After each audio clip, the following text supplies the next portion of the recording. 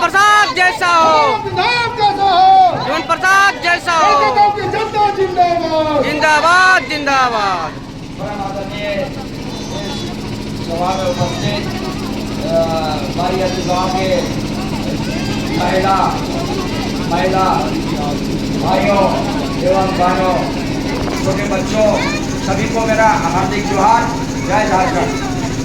साथियों, मैं 40 वर्षों से झारखंड अलग राज्य की लड़ाई में, झारखंड मुक्ति मोर्चा में रह के और अलग राज्य की लड़ाई लड़ा। यहाँ तक कि बचरा में रेलवे साइडिंग के आगे, ट्रेन के आगे रात भर कोयला में आग लगाकर झंडा गाड़कर बैठने का काम किया ठंडा के मौसम में। और उतना ही नहीं, पटना के बेली रोड को जाम करने के लिए यहाँ से 4 ट्रक आदमी लेकर के गया और पटना के बेली रोड को जाम किया। इसलिए ये बिहार सरकार को कान में जाए कि झारखंड के लोग अब झारखंड में आंदोलन करते करते अब बिहार में भी आंदोलन करने लगा है। तो बिहार सरकार को मालूम हुआ कि झारखंड के लोगों को अलग राज्य चाहिए, तो अलग राज्य मिला। अलग राज्य मिलने के बाद यहाँ के जो आंदोलनकारी है या आंदोलन करने वाले लोग हैं, वो लोग विधायक नहीं बन पाया। ताकि झारखंड के लोगों के पास उतना पैसा या धन नहीं है कि पैसा लगा करके और वोट को खरीद सके।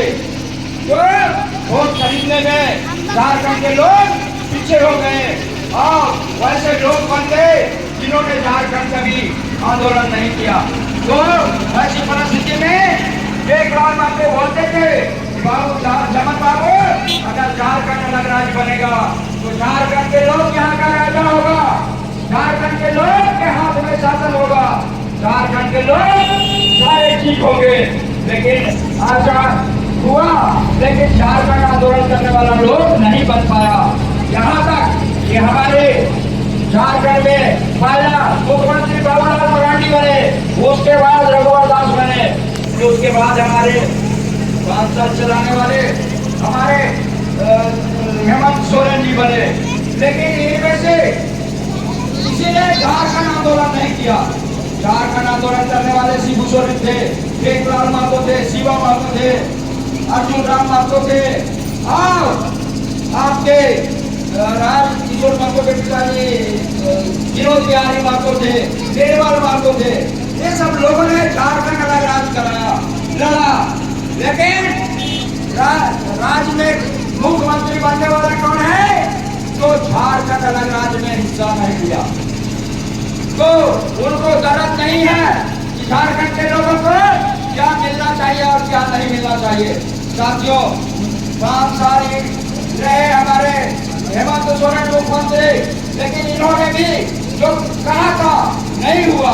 इन्होंने कहा था कि जब हम मुख्यमंत्री बनेंगे तो गैर मंजूर जमीन को घर जाकर के कर्मचारी रसीद काटेगा और सारा घर मंजूर जमीन का भुगतान राइटी के दर होगा।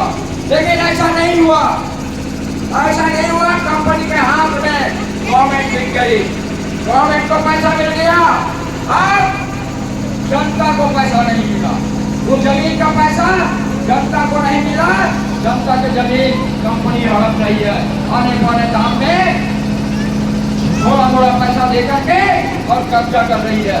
तो साथियों, जब तक आपके देश ऐसा मजबूत आदमी नहीं आएगा जो जानता है इस बारे में कि कैसे गैर मजूर जमीन को पैसा मिलेगा, कैसे लोगों को नौकरी होगी, कैसे लोगों को अधिकार मिलेगा, जब तक जानेगा नहीं आपको मदद नहीं कर पाएगा।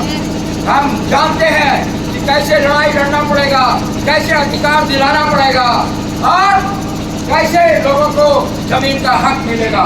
तो मैं जानता हूँ कि जब सर्वे हुआ, गांव में सर्वे हुआ, लेकिन आज तक उसकी मान्यता नहीं करा पाए नेता लोग। सर्वे को मान्यता कराते तो गैर मजूर जमीन का पैसा राइटी के दर मिलता, लेकिन आज तक सर्वे नहीं हुआ, सर्वे को मैंने मान्यता नहीं दिया गया। अभी तक सर्वे अप्रूवल नहीं हुआ है। जब तक नहीं होगा तब तक नहीं मिल पाएगा। साथियों, मेरा कहना है कि आप वैसे आदमी को चुने जो आपको रोजगार से जोड़ेगा। मैं कहता हूँ कोई भी घर की बेटी बहू या जो घर की महिलाएं हैं सबको रोजगार से जोड़ा जाएगा। घर में उसको 15 से 20,000 50,000 तक कमाने का महीना बिजनेस देंगे। जो घर में पैकेज बनाएंगे, मशीन देंगे, मटेरियल देंगे, मशीन को चलाएंगे, कुछ कमाने का रहेगा, मशीन चलने लगेगा, उसमें मटेरियल डालेंगे, जो निकलेगा बन के तो बत्ती निकलेगा, अगरबत्ती निकलेगा या रुई बत्ती निकलेगा, उसको पैकेज करना है। और वो महिला 20,000 से लेकर 50,000 तक घर में कमाएगी, उसको कहीं मार्केट की आवश्यकता नहीं होगी। वो मेरे ऑफिस में लेके आएंगे और उसको पैसा मिलेगा और हम बाहर भेजेंगे उसको। जो कंपनी हमको मटेरियल सप्लाई करेगा, जो मशीन सप्लाई करेगा, उसको हम देंगे और आपको रोजगार से जोड़ेंगे। इतना ही नहीं, जो लड़का अपना रोजगार से छूटना चाहेगा उसको भी पूंजी लगाने की आवश्यकता नहीं पड़ेगी।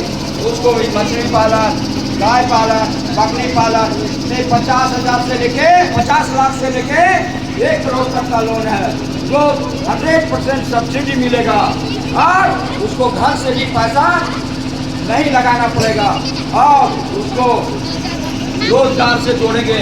जो लड़का कहीं काम नहीं करता है उसके लिए, जो काम करता है उसके लिए हम नहीं बोल रहे हैं, लेकिन बेरोजगार जो बैठा हुआ है उसके लिए हम बोल रहे हैं।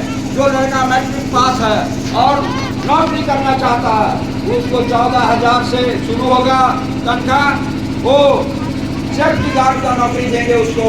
और वो उसका सर्टिफिकेट लेकिन सही होना चाहिए, आधार कार्ड, पैन कार्ड और सर्टिफिकेट में नाम सही रहना चाहिए, एज सही रहना चाहिए, सब चीज सही है तो नौकरी मिलेगी।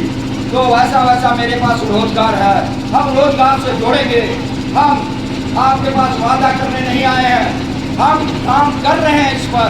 और दूसरा नंबर में ये आप वोट दीजिए ना दीजिए, लेकिन मैं आपके बीच में फिर आऊँगा जब बीत जाएगी, चुनाव बीत जाएगा तो भी रोजगार के लिए आएंगे। जो रोजगार करना चाहते हैं वो मेरे यहाँ आए, फार्म भरे और रोजगार से जुटे। यही कहने आया हूँ मैं। जय हिंद, जय झारखंड, जय भारत।